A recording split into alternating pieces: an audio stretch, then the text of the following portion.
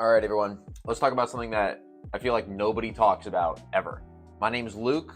I grew up in South Florida. I love South Florida. I love America. But here's my problem. There's no way that we agreed on all of this. Our environment looks terrible. We've destroyed what neighborhoods look like. Car-centric design looks bad, it's unsafe, and it doesn't function properly. There's no walkability, there's no bikeability. There's parking lots everywhere and strip centers everywhere. Okay, so that's where I'm coming from. So I always ask myself, why does it look like this? Why have we built this concrete nightmare? And it's crazy because I've always been told that cars were like the best way to do it. Cars are the best. And I'm a car guy. I love cars, but car dependency by nature disincentivizes walkability and bikeability. And I want to tell you why that's bad. So back to why. Why does everything look like this? You can always kind of trace these things back to corporate interests. Throughout the years, oil producers, car manufacturers, and insurance companies have had a grip on how we move as Americans. For example, GM back in the mid-20th century actually was commissioned to dismantle the streetcars and the trams that we originally had in the industrial age. In the 1990s, Southwest Airlines completely opposed Texas high-speed rail and eventually got it abolished. In just 2021, Hyundai, Toyota, and GM contributed $15 million into car-centric design efforts to promote car use. And everyone knows how much insurance companies love car ownership. That is completely self-explanatory. So why is this bad? Well, aesthetically, it is terrible. It looks horrible. Normalizing infrastructure like this destroys creativity and soul. Additionally, it's hard to have a good outlook on life and well-being when your outside looks like this. I find it hard to believe that anyone's proud to look at this. And nobody wants to be outside. It's like when you build an outside that doesn't foster any social interaction or anything, go figure. It's no reason why everyone stays inside and is depressed all day. Like, this fosters social isolation and sedentary lifestyles, which is obviously bad. And there's parking lots and strip centers everywhere. I feel like I can't escape it. It's crazy. Have you ever want on the next drive that you go on, just pay attention to the amount of parking lots and strip centers that you see everywhere. My second thing is safety. Every day that you get in a car, you're relying on the thousands of other drivers that they're capable. Every day that you drive, you're putting your safety in other people's hands. You could be the best driver ever and still get killed because there's so many crazy people out there. It is the least safe way to transport millions of people every single day.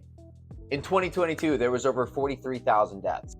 The U.S. Department of Transportation spends over $340 billion on car crashes. Over 7,000 pedestrians killed. In comparison, the U.S. has the highest motor vehicle fatality rates over any developed country ever. And not to mention, everyone is just on their phone, scrolling while they're driving. And I'm a victim to it. Biker safety is non-existent.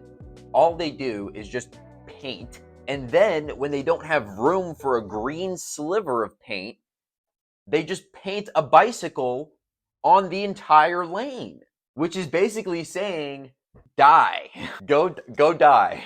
Also, pedestrian safety is a big thing, and just feeling safe in the environment around you. This is Boca Raton, one of the safest places in Florida. Would you allow your daughter to walk here at night? Would you allow your daughter to walk here even during the day? Like, it's madness. We've literally engineered out taking a walk outside. And there's a theory called eyes on the street. It basically, in a nutshell, it says that when there's more bystanders, there's more likely to not be crime because there's more people around seeing what's going on, keeping tabs on everyone. And 3, let's talk about function. This is the least efficient way to get around, period. Zoning laws cause traffic just by the fact that you can only build commercial in one area. You can only build housing in another area. If you have all the people going from housing to commercial to housing every single day, there's going to be traffic in those areas every single day. It's crazy. We're literally manufacturing traffic. Which brings me to traffic. It is the biggest cause of stress and anxiety that I feel like people experience on a daily basis. I want you to sit in traffic the next time you do and tell yourself that this is the most efficient way to get around. Instead of the 20 people around you could be sitting on a train that goes 150 miles an hour. Also, I remember having an e-bike at one point, and I remember always bypassing traffic just because traffic always has to stop. A car going 50 miles an hour and then has to stop 3 times is just as efficient as a e-bike going 20 miles an hour and not having to stop. And then there's gasoline dependence. The price of gas really affects everybody. And without infrastructure that supports walkability and bikeability, we've put ourselves in a box that we can't escape from. And I'm telling you, the function of these cars are not getting better as time goes on. For example, an old Toyota will literally outlast any new GM product. And I think my biggest issue is that we burden the regular person who's just trying to work and exist with a multiple $1,000 purchase, insurance every single month, registration and crazy taxes by the government, fluctuating gas prices, and then maintenance on top of everything. Just to be able to exist in America. And be real with yourself. Come on, it's literally impossible to exist anywhere outside New York without a car. In conclusion, I'm a car guy. I'm not advocating for the destruction of cars and no cars ever. The average person just wants to move. We shouldn't burden the average American with having to pay all of this crazy nonsense just to be able to afford a car. Additionally, you don't need a license for a bike or a registration to walk. That's real freedom. By the way, the cost of even maintaining car-centric infrastructure like all of these highways and all these 10-lane wide roads will always be a drain on public funds. This video right here by Not Just Bikes goes a little bit deeper and describes how the more walkable areas of a community or a city often subsidize the car-centric ones. And in general, if you're tired of seeing your environment look like this and you want it to look like this, maybe we should do something about it.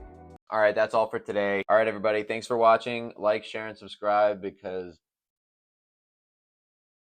please, please, please just do it. Just do it.